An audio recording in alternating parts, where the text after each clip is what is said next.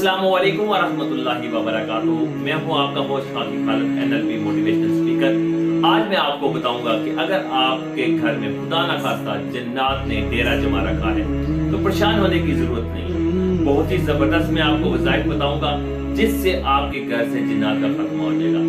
पहली बात तो यह है, 41 दिन आपने घर में अजान देनी है। 41 दिन किसी भी एक टाइम पे 41 दिन घर में अजान दें और सूरत रहमान शरीफ, सूरत रहमान 41 दिन घर में पढ़ें। और घर में उन असरात की वजह से अगर कोई बीमार है तो आप वो पानी दम करके उस बीमार को भी पिलाएंगे, अल्लाह ताला उसको शिफा देंगे। तो 41 दिन ये अमल करें, इंशाअल्लाह अज़्ज़वजल आपके घर से जिन्नात का खत्म हो जाएगा।